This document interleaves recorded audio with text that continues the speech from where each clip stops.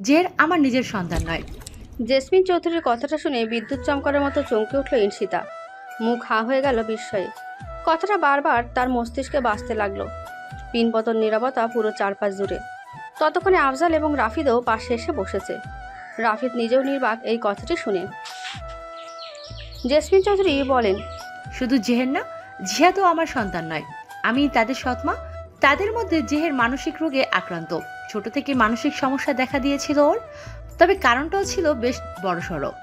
কথাটি বলতে গিয়ে জেসমিন চৌধুরীর কণ্ঠস্বর কেঁপে উঠল। আফজাল কথার মাঝে থামালেন জেসমিন চৌধুরীকে।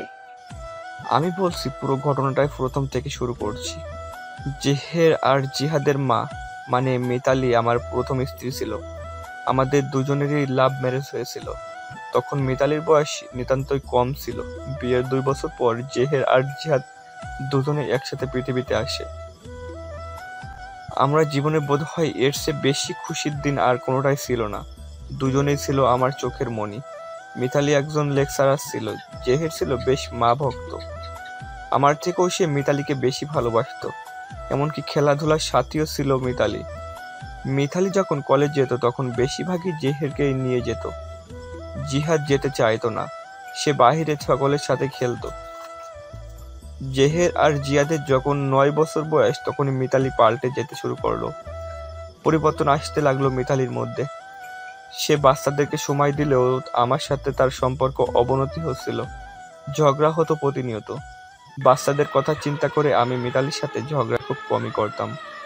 কিন্তু মিতালি যেন সবসময় সুযোগ খুঁজতো আমার সাথে ঝগড়া করার। জেসমিন ছিল মিতালির বেস্ট ফ্রেন্ড। আমি তাকে ব্যাপারটা জানাই। জেসমিন আমাকে সাহায্য করবে বলে আশ্বস্ত করে। আর আমাদের বাড়ি প্রতিদিন আসতো বাচ্চাদের দেখাশোনা করার জন্য, কারণ এই বয়সে বাচ্চাদের দেখার জন্য কাউকে না কাউকে লাগতোই।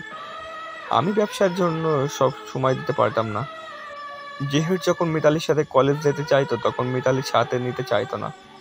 কিন্তু জেহের এক প্রকার জোর করেই যেত, কারণ সে জেসমিনকে অকারণে অপছন্দ করে। জেসমিনের ধারে কাছে ঘেঁষতে চায় না। আর জিহাদের মিতালিকে কাছে না পেয়ে জেসমিনের সাথেই থাকতো। ছোট বাচ্চাদের মন তো, যার কাছে ভালো লাগবে তার কাছে চলে যাবে। জিহাদও তাই। জেসমিনের আমাদের বাসায় নিয়মিত আসা যাওয়াটা মিতালি মেনে নিতে পারেনি। তার সন্তান অন্যের অধীনে বড় হবে এটা সে কোনোভাবে মানতে পারতো না। একদিন ঝগড়া করে সে এটা নেই জেসমিনের সামনেই। সে জেসমিনের নামে অনেক বাজে বাজে কথা উঠায়, আর একটাও বলে দেয় যে আমার আর জেসমিনের মাঝে সম্পর্ক আছে। সেজন্যই নাকি মিতালি আর আমার সম্পর্ক নষ্ট হয়, অথচ এমন কিছুই হয়নি। জেসমিনের সাথে ছেলেদের কথা ছাড়া বাড়তি কোনো কথাই বলতাম না আমি। জের আর জিহাদের বুঝ দিত জেসমিন খারাপ, জেসমিন আন্টি নাকি তাদেরকে তার মায়ের থেকে দূরে সরিয়ে দেবে। জিহাদ প্রথমে জেসমিনের ভক্ত হয়ে গেছিল, তাই সে প্রথমে মানলেও পরবর্তীতে ভুলে যায় মায়ের কথা। আর জেহের তো মায়ের সব কথাকেই চোখ বুজে বিশ্বাস করে নিত। আর তারপর থেকে জেহের জেসমিনকে দু চোখে দেখতে পারতো না, খুব ঘৃণা করতো। একদিন খোঁজ নেওয়ার পর জানতে পারি মিতালির সাথে ওই কলেজের আরেকটি টিচারের সাথেই সম্পর্ক চলছে, আর গভীরে গিয়েছে সেটা। আমি মিতালির সাথে এই বিষয়ে ব্যক্তিগতভাবে বোঝাপড়া করে নিতে চেয়েছিলাম, কারণ আমি চাইছিলাম না সন্তানদের ওপর কোনো নেতিবাচক প্রভাব ফেলুক। আমি একদিন সেটা ওকে বলেছিলাম। সে নিজেই সেদিন উঁচু গলায় কথা বলে, যার ফলস্বরূপ বাচ্চারাও এসে পড়ে। বাচ্চাদের সামনে সে নিজে বলে আমার নাকি সম্পর্ক চলছে জেসমিনের সাথে। তখন জেহের আর জিহাদও কিন্তু কিছুটা বুঝদার। এসব সম্পর্ক কিছুটা হলেও তারা বুঝে। আমি থামাতে চেয়েছিলাম, মিতালিকে থামেনি। আমার এত রাগ হয়েছিল যে আমি নিয়ন্ত্রণ হারিয়ে তাকে চড় মেরে দিই। সেদিন রাতেই মিতালি বাড়ি ছেড়ে চলে যাওয়ার প্রস্তুতি নেই। জিহাদ আর জেহেরকে নিতে চাইলে জিহাদ কান্নাকাটি করে সে কখনোই যাবে না। আর এমনিতেও জিহাদ মিতালির আদর খুব কম পেয়েছে, তাই জেহেরকে সাথে নিয়ে সেদিন চলে যায় মিতালি। আমি পরে অনুতপ্ত হয়ে মাফসে আটকাতে চেয়েছিলাম, পারিনি। আফজাল চৌধুরী হাঁপাতে থাকেন। রাফিদ পানির বোতল এগিয়ে দেয়। ঢকঢক করে পানি পান করেন তিনি। চোখে চশমা খুলে চোখ মুছে আবারও পরে নেন। ঈর্ষিতার চোখে পানি। জেসমিন চৌধুরী বিমূঢ় চেয়ে থাকেন রাস্তার দিকে, যেন প্যারালাইজড রোগী তিনি। আফজাল চৌধুরী লম্বা একটা শ্বাস নিয়ে আবার বলেন, সেদিন সন্ধ্যায় আমার মোবাইলে আননোন নম্বরে কল আসে। শুনি গাড়ি অ্যাক্সিডেন্ট করেছে একটা ট্রাকের সাথে। আর গাড়িতে একটা বাচ্চা আর মহিলাকে পাওয়া যায়। আমি তখনই হাসপাতালে ছুটে যাই। জেসমিন সেদিন শহরে ছিল না। Mitali spot dead. জেহের আহত হয়েছিল, তবে ব্রেনের মারাত্মক ইফেক্ট ফেলে এই অ্যাক্সিডেন্টে। সে মেনে নিতে পারেনি মায়ের মৃত্যু। বাসায় আনার পর সে অনেক চিৎকার করছিল মায়ের কাছে যাবে বলে। পাগলের মতো ব্যবহার করতো। জিহাদকে ব্যাট দিয়ে মেরেছিল একদিন। তারপর জিহাদকে আলাদা করে রুমে শিফট করলাম। এভাবে 1 বছর কেটে যায়। জেহেরের আচরণ ক্রমে অস্বাভাবিক হয়ে যাচ্ছিল, কোনো পরিবর্তন হচ্ছিল না। ডাক্তার দেখাতে যেও পারেনি জেহেরের কারণে। পরিচারিকার মাথা ফাটিয়ে দিয়েছিল একবার। ঘর থেকে বের হয়ে যেতে ফাঁক পেলেই। এমন আচরণের জন্য রুমে বন্দি করে রাখলাম। আমি কি করতাম, বাচ্চাদের কিভাবে সামলাতে হয় জানি না। মনে হচ্ছিল রুমে বন্দি থাকলেই ও এসব বন্ধ করবে, কিন্তু আমি ভুলেছিলাম। রুমের মধ্যে একদিন খাবার দিতে গিয়ে দেখলাম সম্পূর্ণ রুম ভাঙচুর অবস্থা, রক্ত এদিক ওদিক। জেহেরকে দেখলাম সোফার সামনে অজ্ঞান অবস্থায়। ড্রেসিং করিয়ে রুমে পরিষ্কার করে দিলাম। ডাক্তার ডাকলাম না ইচ্ছে করেই। রুমে দরজা বন্ধ করলাম না। আর তার পরের দিন সকালে জেহেরকে রুমে পাওয়া যায় না। পুরো রুম তন্ন তন্ন করে খুঁজেও পাওয়া গেল না। বাহির বেরিয়ে আসলে দেখি আমার পালিত কুকুরটাকে সে ইট হাতে মেরে ফেলেছে। আমার রাগ হলো খুব। এমনিতেও মিতালিকে হারানোর শোক আমাকে কুড়ে কুড়ে খাচ্ছিল। খুব ভালোবাসতাম ওকে। তার উপর জেহেরের পাগলামো, তাই রাগ কন্ট্রোল করতে পারলাম না। জেহেরকে সেদিন খুব মারলাম। রুমে নিয়ে জানালার সাথে শিকলে পরিয়ে দরজা আটকে রাখলাম। পুরো দিনে আমি ওর কথাই ভুলে গিয়েছিলাম এক প্রকার। রাতের বেলা জেসমিন আসলো। ও এসে সবার আগে জেহেরের খোঁজ নিল। আমার তখনই মনে পড়লো জেহেরের কথা। জেসমিনকে বললে সে খুব রেগে যায়। দুজনে যখন দরজা খুলে দেখি জেহের কেমন ঝিমাচ্ছিল। সকাল থেকে খায়নি। আমার মনেই ছিল না জেসমিন গিয়ে ওকে মুক্ত করে নিজ হাতে শরীর মুছিয়ে খাইয়ে দেই। শরীরে ওর জ্বরে পুড়ে যাচ্ছিল। জ্বরের ঘরে জেহেরের মা বলে খুব কেঁদেছিল। আমার মধ্যে অপরাধ বোধ কাজ করা শুরু করলো। সেদিন পুরো রাত জেসমিন ছেলেটাকে বুকে জড়িয়ে ঘুম পাড়িয়েছে। জেহেরের জ্বর থাকাকালীন পুরোটা সময় জেসমিন জেহেরের খেয়াল রেখেছে। তবে জেসমিনের এখানে বারবার আসা যাওয়াটা প্রতিবেশীরা খুব খারাপভাবে নিয়েছিল। জেসমিন লজ্জায় আসা বাদ দিয়ে দিল, কিন্তু না এসেও থাকতে পারতো না। তখন বাচ্চাদের দেখাশোনার জন্য বাধ্য হয়ে জেসমিনকে বিয়ের প্রস্তাব দেই। জেসমিন সেদিন রাজি হয়েছিল একমাত্র জেহের আর জিহাদের জন্যই। 2 দিন পর আমাদের বিয়ে হয়। তখন জেহের সুস্থ। আমি বলেছিলাম জেসমিনকে মা বলে ডাকতে। জিহাদ ডাকলেও জেহের আরো বেশি ঘৃণা করত জেসমিনকে। মিতালির মৃত্যুর জন্য আমাদের দায়ী করে জেহের। জেসমিন তাকে খাওয়াতে চাইলে সে খাবার ফেলে দিত। আমার রাগ হলেও আমি কিছু করতে পারতাম না, কারণ জেসমিন রাগ করতে বারণ করেছিল আমায়। আমি যদি জেহেরকে মিতালির মৃত্যুর দিন থেকেই বাবার দায়িত্ব পালন করতাম, তাহলে আর এইসব দিন দেখতে হতো না। ওর গায়ে হাত তোলা আমার ঠিক হয়নি। যত বড় হতে লাগলো ততই জেহের এগ্রেসিভ হতে লাগলো। এর মধ্যে জেবা আসলো, তাও জেহের জেবাকেও দেখতে এলো না। নিজের সব কাজ নিজেই করে নিত। জেসমিন কিংবা আমার সাহায্যও নিত না। নিজেকে নিয়ে ব্যস্ত থাকতো। আমাদের এড়িয়ে চলতো। পড়াশোনার নিজ দায়িত্বে করে। ঘরে টিচার রাখলেন জিহাদের আর জেহেরের জন্য আলাদা রাখতে হতো। জেহেরের রাগ হলে তার মাথা ঠিক থাকতো না। পছন্দ মতো কিছু না হলে খুব রেগে যেত। আর একবার যেটা তার প্রিয় হয়ে ওঠে সেটা কখনো হাতছাড়া করতে চাইতো না। কাউকে দেখাতেও পর্যন্ত চাইতো না। ভাবতো কাউকে দেখালে তারা ছিনিয়ে নিবে। জেহেরের এতটাই রাগ যে আমার নিজের ভয় করতো জেহেরের সামনে যেতে। এবার জেসমিন চৌধুরী মুখ খোলেন। আমি জেহেরকে নিজের ছেলে হিসেবে চাইতাম খুব। আমি কখনোই সৎ মায়ের মতো আচরণ করিনি। তাদেরকে আপন মায়ের থেকেও বেশি ভালোবাসা দিয়েছি। তাও জেহের আমাকে এড়িয়ে চলতো। জেবা আর জিহাদের সাথে আমার সম্পর্ক আর বাকি 5টা মা সন্তানের মতোই। কিন্তু জেহের আমাকে কখনোই মা হিসেবে দেখেনি। ওর মুখ থেকে মা ডাক শোনার জন্য আমি মরিয়া হয়ে থাকতাম। জিহাদ আর জেবার কাছে আমি আদর্শ মা হয়েও যেন আমার কমতি ছিল। জেহেরকে নিজের সন্তানের মতো ভালোবাসতে চাইতাম। জেহেরের এড়িয়ে যাওয়াটা আমার মনে খুব কষ্ট দিত। তাও আমি ওর মুখ থেকে মা ডাক শোনার জন্য কত কিছুই না করলাম। পছন্দের খাবার রান্না করতাম, ওর পছন্দের জিনিস কিনে দিতাম, কিন্তু কিছুতেই কিছু হচ্ছিল না। ও নিজের রুমের আলাদা খেত। এমন মনে হয় যেন সে একা একাই থাকে। ওর আশেপাশে কি হচ্ছে না হচ্ছে সে খেয়াল রাখে না। আমাকে দেখলেও ও রেগে যেত খুব। ওর অস্বাভাবিক আচরণ কমেনি। এসবের জন্য একবার সাইকোলজিস্ট দেখাতে চেয়েছিলাম, একবার সফল হয়েছি দেখাতে। মেডিসিন সাজেস্ট করেছিলেন, সেগুলো নিয়মিত দেওয়া হয় জেহেরকে তার অজান্তে। তাও যে কেন ছেলেটা আমার সুস্থ হয়নি, সবসময় ভাবে আমরা সবাই তার ক্ষতি করে ফেলবো। কাউকেই সে বিশ্বাস করেনি। তার মনে হয় দুনিয়ার সকল মানুষ মিথ্যে মুখোশ পরে ঘুরছে, সকলকেই বিশ্বাসঘাতক মনে হয় তার। এত বছর হয়ে গেল হাল ছাড়েনি তাও। আমার বিশ্বাস একদিন জেহেরের ভুল ভাঙবে, সে একদিন আমাকে মা বলে জড়িয়ে ধরবে, তখন আমি শান্তি পাবো। আর নয়তো মরে গিয়েও শান্তি পাবো না। জেসমিন চৌধুরী শব্দ করে কেঁদে উঠলেন। ইনশিতা বুঝলো না সে কিভাবে এখন সান্ত্বনা দেবে। তার কাছে সান্ত্বনা দেওয়ার মতো ভাষা নেই। তার নিজের কষ্ট হচ্ছে, বুকের ভেতর দুমড়ে মুচড়ে যাচ্ছে, চোখের পানি গাল বেয়ে গড়িয়ে পড়ছে। জেহেরের কষ্ট সে বুঝতে পারছে না ঠিকই, কিন্তু কিছুটা অনুভব করতে পারছে।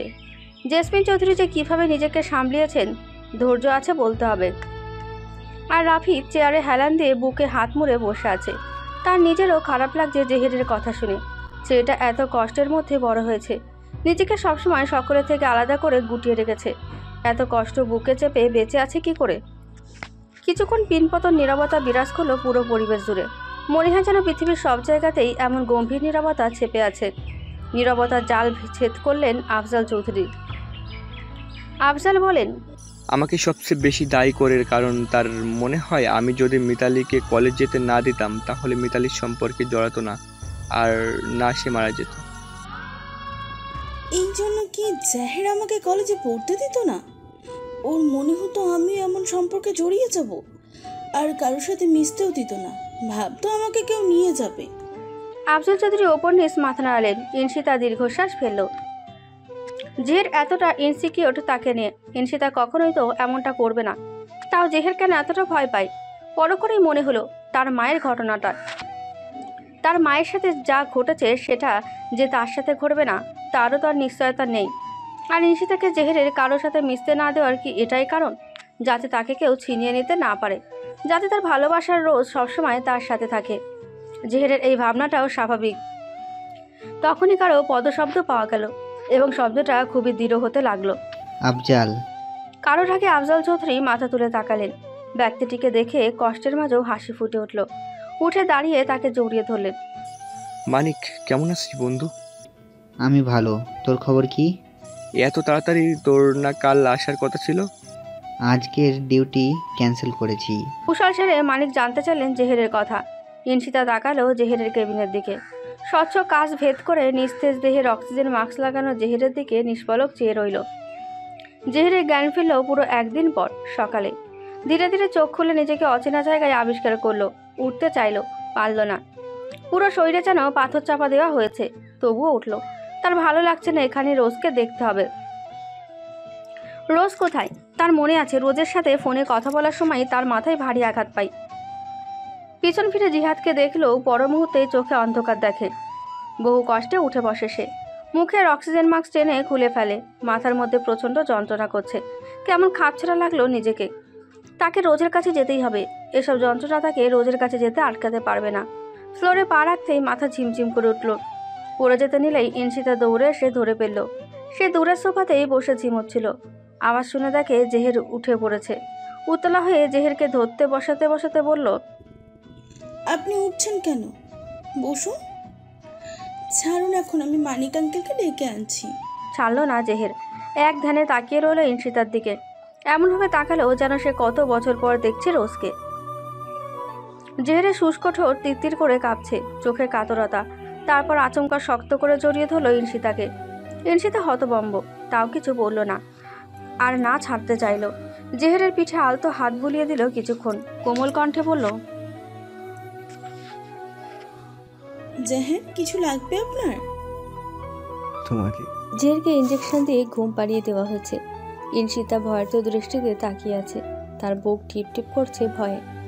একটু আগে মানিক এসেছিল জেহেরের জ্ঞান ফেরার কথা শুনে। সাথে আফজাল আর জেসমিন চৌধুরী এসেছিল। জেহের তাদের দেখে খুব রেগে গিয়েছিল, তবে ইনশিতার কারণে রাগ দেখাতে পারেনি। তার একটু বাদে জেহের মাথার যন্ত্রণায় কাতরাতে থাকে, মাথা চেপে ছটফট করতে থাকে। হাতের কাছে যা পায় সেটাই ছুঁড়ে মারে। ইনশিতা ভয় পেয়ে যায়। জেহেরকে থামাতে গেলে সে ইনশিতাকেও আঘাত করে। মানিক পরিস্থিতি নিয়ন্ত্রণে আনতে জেহেরকে নিঃশব্দে ঘুমের ইঞ্জেকশন পুশ করে দেয়। জেসমিন চৌধুরী নিজেও ভয় পেয়েছেন ছেলের হঠাৎ এমন আচরণে। মানিক খানিকক্ষণ পর্যবেক্ষণ করলেন জেহেরকে। ইশারায় আফজালকে বের হতে বলল। মানিক রহমান আগে থেকে জেহেরের অসুস্থতার সম্পর্কে জানেন, আর জেহেরকে যেসব মেডিসিন দেওয়া হয় তাতে অন্তত কিছুটা হলেও সুস্থ হওয়ার কথা। অথচ সুস্থতার বদলে জেহের যেন মারাত্মক অসুস্থ হয়ে পড়েছে। ডাক্তার হয়ে তিনি জেহেরের অসুস্থতা কিছুটা আঁচ করতে পারছেন, তবে মেডিসিন দেওয়া হয় জেহেরকে সুস্থ করতে। কিন্তু এমন উদ্ভ্রান্তের মতো আচরণ, মাথা যন্ত্রণা, এগুলো ঠিক বোধগম্য হচ্ছে না তার। আফজালকে বলেন, ছেলেকে তো নিয়মিত মেডিসিন দেওয়াই হয়, তাহলে এমন অবস্থা কেন? আফজাল চিন্তিত মুখ করে বলেন, আমি নিজেও জানি না, প্রায় তাকে মেডিসিন দেওয়া হয়। কোনোদিন বাদ যায়নি তো? না, খাবারের সাথে মেডিসিন দেওয়া হয়। মেডিসিনগুলো এখন আছে? না, বাড়িতে। কাউকে পাঠিয়ে আনা তো। আচ্ছা, কিন্তু কোনো সমস্যা? না, আসলে চেক করব মেডিসিনগুলো। জেহেরের এমন অবস্থার জন্য মেডিসিনগুলো দায়ী কিনা দেখতে হবে। আফজাল অবাক হয়ে বললেন, কিন্তু এগুলো তো ডক্টর সাজেস্ট করায়, আর তুইও তো জানিস। তবুও আরেকবার দেখতে চাই। আফজাল ড্রাইভারকে মেডিসিনগুলো আনাতে পাঠালেন। ড্রাইভার মেডিসিন নিয়ে আসলে মানিক চলে যান ল্যাবে পরীক্ষা করতে। মানিক আফজালের বন্ধু হওয়াতেই তাদের এত সময় দেয়, না হলে কোনো ডাক্তারেরই বা এত সময় একজন পেশেন্টের পেছনে যা ব্যয় করার। ইনশিতা জেহেরের পাশে বসে আছে, তার একটি হাত বন্দি জেহেরের হাতে, আরেক হাতে জেহেরের উস্কো খুস্কো হয়ে যাওয়া চুলগুলোতে হাত বুলিয়ে ঠিক করে দিচ্ছে। এক দৃষ্টিতে তাকিয়ে আছে জেহেরের মুখ পানে। ফ্যাকাশে হয়ে আছে জেহেরের মুখ, গোলাপি ঠোঁট যুগল শুষ্ক। ইনশিতার ভালো লাগছে না জেহেরকে এই অবস্থায় দেখতে। তার সুস্থ জেহেরকে চাই, যে জেহের তাকে আর 5টা স্বাভাবিক মানুষের মতোই ভালোবাসবে। সন্ধ্যায় মানিক আসলেন। আফজাল মাথা নিচু করে বসেছিলেন করিডোরের চেয়ারে। জেসমিনকে জোর করে পাঠিয়ে দেওয়া হয়েছে বাড়িতে। মানিকের ডাক শুনে মাথা তুললেন। মানিককে খানিকটা উত্তেজিত দেখাচ্ছে। আফজাল ভ্রুকিঞ্চিত কুঁচকে উঠে দাঁড়ালেন। ইজ এভরিথিং ওকে মানিক? তোকে কেমন যেন দেখাচ্ছে। মানিক উত্তেজিত গলায় বললেন, নাথিং ইজ ওকে। অনেক বড় ভুল হয়েছে তোদের দ্বারা, যার মাসুল দিতে হচ্ছে জেহেরকে। মানিকের কথায় খানিকটা চমকালেন আফজাল। বিস্মিত হয়ে জানতে চাইলেন, কি বলছিস তুই? ভুল? কেমন ভুল? তোরা কেমন বাবা মা হয়েছিস বলতো? নিজের ছেলের ব্যাপারে কোনো খোঁজ খবরই নিস না। আমরা কি করলাম? জেহেরের সব খোঁজই তো রাখি। মানিকের ইচ্ছে করছিল তৎক্ষণাৎ আফজালের মাথা ফাটিয়ে দেয়। এত বড় একটা ঘটনা প্রতিনিয়ত ঘটছে তাদের চোখের সামনে, অথচ তারা চোখে পট্টি বেঁধে আছে। জেহেরের ঔষধের সাথে ড্রাগস মেশানো আছে।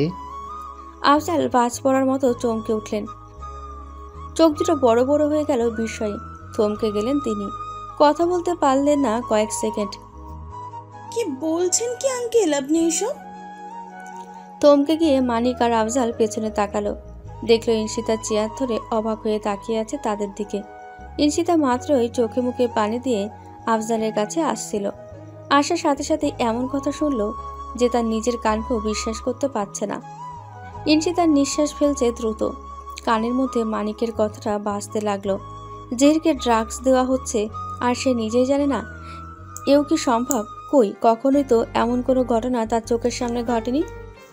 মানিক ছোট্ট একটা শ্বাস ফেলে বললেন, এটা সত্যি, জেহেরকে সবসময় ড্রাগস দেওয়া হয় দ্বিতীয়বারের মতো ঔষধের চমকালো সাথে। আফজাল, সাথে এমনটা ইনশিতা। আরো বেশ দিন খানিকটা চললে চেঁচিয়ে উঠলেন তিনি। জেহেরের অবনতি আরো বেশি এটা কি হতো, করে সম্ভব? হয়তোবা তোর কখনো মাথা মারাও খারাপ যেত। হয়ে গেছে। জিহাদ কখনো ইনশিতা ধপ এসব করে করবে চেয়ারে না। বসে পড়ল। ওর ভাই আফজাল হয় চোখ জেহের। বন্ধ করলেন। ছেলের এছাড়া তো সাথে আর এত বড় কাউকেই একটা দেখছি না। ঘটনা ঘটে ঔষধ যাচ্ছে যেহেতু আর জিহাদি সে দেয়, কিনা জানেও না। সেহেতু ড্রাগস মানিক নিশ্চয়ই সামনে একটা মেশায়। চেয়ার টেনে বসলো। প্রশ্ন জুড়ে দিল আফজালের দিকে। জিহাদি বা কেন তুই করবে? কি কোনোভাবে ওর তো টের কোনো পাসনি? শত্রুতা আমি এই নেই। ড্রাগস কিন্তু অনেকদিন ধরেই দেওয়া হচ্ছে। এসব সম্পর্কে কোনো ধারণাই আমার ছিল না। ইভেন কখন কিভাবে দেওয়া হতো সেটাও ধরতে পারছি না।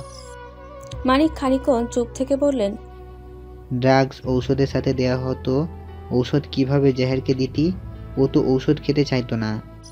ওর খাবারের সাথে ওষুধ মিশিয়ে দেওয়া হয়, ও জানি না। ঔষধ কে দিত? জিহাদের দিত সব সময়। এমনকি জেহের যখন ইশিতাকে নিয়ে বাগান বাড়িতে ছিল, তখন অফিসে আসলে জিহাদ গার্ডেনের সাহায্যে লাঞ্চে মেডিসিন মিশিয়ে দেয়। জেহের এইসব কিছুই জানে না।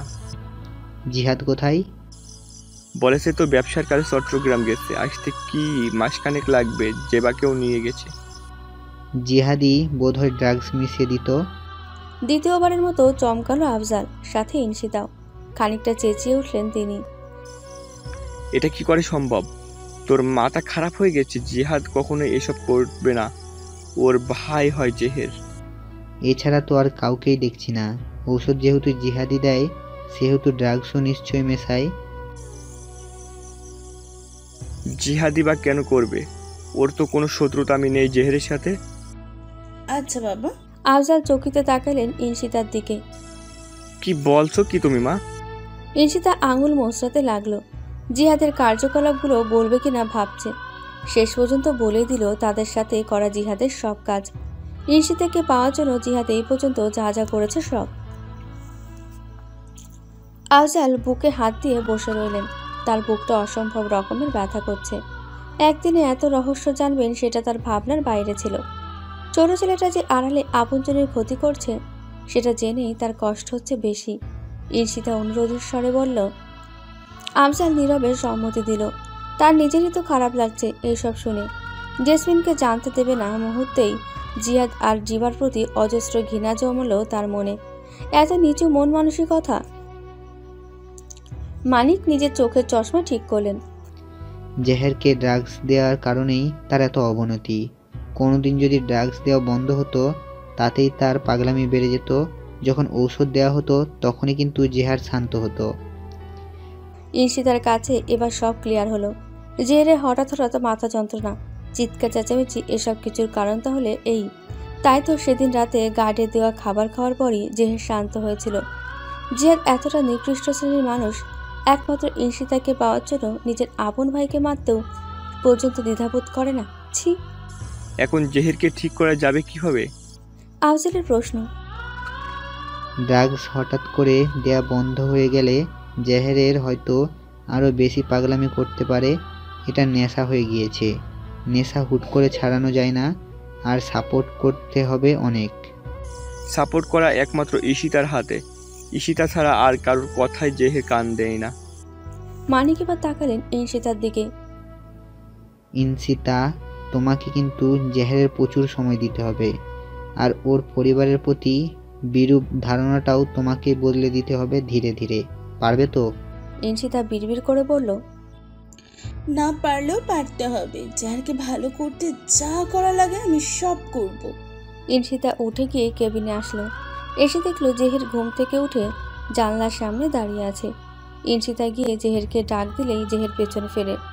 জেহেরকে দেখে চমকে যায় ঈর্ষিতা।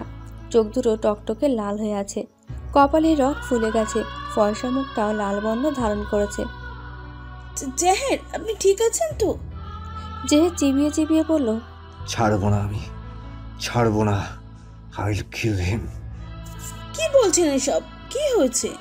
জেহের ঈর্ষিতার দুই বাহুতে সজোরে চাপ দিয়ে কাছে আনলো। জিহাদকে ছাড়বো না। আমাকে আমাকে মারার এত প্ল্যান? ড্রাগস দেয়া? ঈর্ষিতা ভয়াতুর কণ্ঠে বলল। আপনি জানেন কিভাবে? একটু আগে শুনেছি তোমরা যখন কথা বলছিলে। জিহাদকে মেরেই ফেলবো আমি। তোমাকে আমার কাছ থেকে দূরে সরানো, তাই না? হাড়ে হাড়ে বুঝাবো ওকে। জেহের, এখন আপনি শান্ত হন। আপনার মাথা ঠিক নেই। জেহের একাধারে একটা কথাই বলে যাচ্ছে। ঈর্ষিতা নিজেই জেহেরকে টেনে বেডে বসালো। চুপ করুন, একদম চুপ। আর একটা কথা যেন না শুনি।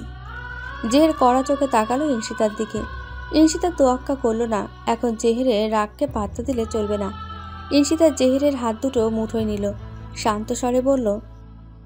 আগে আপনি ঠিক হন, তারপর যা করার করা যাবে। আঙ্কেল আপনাকে সঠিক ওষুধ সাজেস্ট করেছে। জেহের চোখ মুখ শক্ত করে আছে।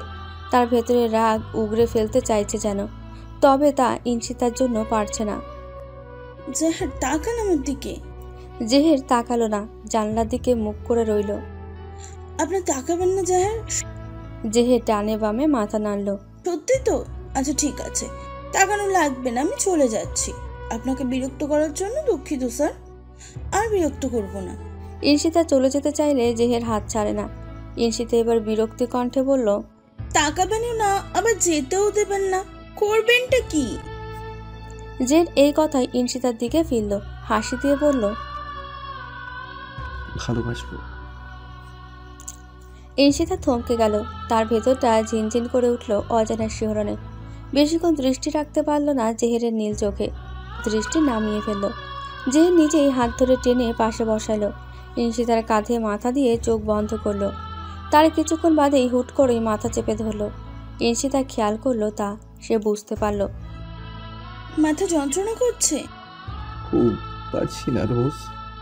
আপনি জানেন জাহের, এসব ড্রাগসের এফেক্ট। কিন্তু আমি কি করব, সহ্য করতে পারি না। জের কিছুক্ষণ চুপ থেকে কাতরানো গলায় বলল, তুমি বাহিরে যাও রোজ, মাথা খারাপ হয়ে গেলে তোমাকে আঘাত করে করে ফেলতে পারি। ইনশিতা গেল না। জেহেরের মাথা থেকে হাত সরিয়ে জেহেরের সামনাসামনি বসলো। তারপর হুট করে ভয়ঙ্কর একটা কাজ করে ফেলল। যে যেন ভুলে গেল তার যন্ত্রণা। দু হাতে আঁকড়ে ধরল ইনশিতার গাল। ভালোবাসার সাগরে পা ডোবালো খানিকের জন্য। মানিক, হুম। জেহের আর ঈশিতাকে লন্ডনে পাঠিয়ে দিলে কেমন হয়? মানিক কিছুক্ষণ নীরব দৃষ্টিতে চেয়ে থাকলো আফজালের দিকে, তারপর বলল, এমন ডিসিশন নেওয়ার কারণ? কি আর কারণ, ওখানে থাকাটা আমার কাছে জেহেরের জন্য বেস্ট মনে হয়, তাই ভালো সাইকিয়াট্রিস্ট দেখানো যাবে। মানিক আফজালের কাঁধে হাত রাখলেন। সাইকিয়াট্রিস্ট নিয়ে চিন্তা করিস না, তবে তুইও ভয় পাচ্ছিস। আফজাল কিছু বললেন না। তা নয়তো আর কি করব, জেহের এখান যা মেন্টালিটি তাতে এখানে রাখার সাহস পাচ্ছে না। জিহাদ যে কোনো সময় অ্যাটাক করতে পারে। ঈশিতা আর জেহেরের সেফটির জন্য এই ডিসিশন। লন্ডনে গেলে যে জিহাদের হাত থেকে বাঁচবে না, আর কি গ্যারেন্টি? জিহাদের ব্যাপারটা আমি হ্যান্ডেল করব। আপাতত জিহাদের অগ্রচরে জেহের আর ঈশিতাকে দ্রুত পাঠাতে হবে। জিহাদ কোথায় আছে জানিস? না, তবে ধারণা করেছি জিহাদ দেশের বাইরে নেই, ঈশিতার আশেপাশে কোথাও হয়তো, তাই তার জানার আগেই পাঠাতে চাই। যা ভালো মনে করিস, আমিও তো ওখানেই আছি, টেনশন নিস না। জেহের রাজি হবে তো? ঈশিতা রাজি হলেই চলবে, জেহের ঈশিতার কথা মানবে। আচ্ছা। ইনশিতাকে বলার পর সে আর কোনো দ্বিমত করেনি। জেহেরের সুস্থতাই এখন তার কাছে মুখ্য। জেহেরকে রাজি করাতে যদিও একটু বেগ পেতে হয়েছে, তবে ইনশিতার শত অনুরোধ উপেক্ষা করতে পারেনি। জেসমিন চৌধুরী চাইছিলেন না জেহেরকে দূরে রাখতে। আফজাল সাহেব বুঝিয়েছেন যে জেহেরকে ওখানে বেস্ট ট্রিটমেন্ট দেওয়া হবে আর তাড়াতাড়ি সুস্থ হয়ে উঠবে। ইনশিতাকে আর জেহেরকে দ্রুত পার্সোনাল প্লেনে পাঠিয়ে দেওয়া হলো লন্ডনে। 3 মাস পর জেহের আপাতত সুস্থ। জেহেরের অবস্থার অনেক উন্নতি হয়েছে। তার পেছনে অবদান বলতে গেলে ইনশিতারই বেশি রয়েছে। সারাক্ষণ জেহেরের কাছাকাছি ছিল। প্রপার ট্রিটমেন্টের কারণে জেহেরের এখন আর আগের মতো মাথা যন্ত্রণা করে না। ইনশিতা যতটা পেরেছে জেহেরের পরিবারের সম্পর্কে ভুল ধারণা ভাঙানোর চেষ্টা করেছে। কতটা সফল হয়েছে সে আদৌ জানে না। যে সব মানলেও জেসমিনকে মা হিসেবে মানতে নারাজ। সে এখনও জেসমিনকে দায়ী করে তার মায়ের মৃত্যুর জন্য। জেসমিন জেহেরের সাথে কথা বলতে নিলেই জেহের ফোন কানে নিয়ে বসে থাকে। একটা শব্দও করে না সে। ইনশিতার জোরাজুরিতে সে ফোন কানে ধরে। ইনশিতা সামনে থেকে চলে গেলে সে নিজেই ফোন কেটে দেয়। জেহের এখন আর আগের মতো অস্বাভাবিক আচরণ করে না। হিংস্রতা অনেকটাই কমে এসেছে, তবে রাগটা এখনও নাগের ডগায়। একটু এদিক সেদিক হলেই রেগে যায় খুব। জিনিসপত্র ছোড়াছুড়ি কমে এলেও তেমনটা না। সেদিন ইনশিতাকে খুঁজতে ছাদে গিয়ে পাশের ফ্ল্যাটের ধবধবে সাদা এরিকের সাথে কথা বলতে দেখেছিল জেহের। সেটা নিয়ে তার কি রাগ। দূর থেকে এরিকের গায়ে প্লাস্টিকের চেয়ার ছুঁড়ে মেরেছিল। এরিক ভয়ে জেহেরকে পাগল উপাধি দিয়েছিল আর ইনশিতাকে বলেছিল পাগলের সাথে না থাকতে। তা শুনে জেহের রেগে বোম। এরিকের বাসায় গিয়ে তার রুম তছনছ করে ফেলে। এরিক পুলিশ কেস করতে চাইলে ইনশিতা বহুবার ক্ষমা চেয়েছিল এরিকের কাছে। ক্ষতিপূরণ দিয়ে দিয়েছিল। তারপর থেকে এরিকের আর খোঁজ পায়নি। সেদিন ইনশিতাকে রুমে এনে চেপে ধরেছিল জেহের।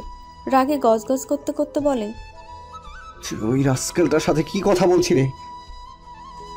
আরে হঠাৎ দেখা হয়েছে, আলাপ করতে আসছিল, কি করে না করতে পারি তাই একটু কথা বলছিলাম।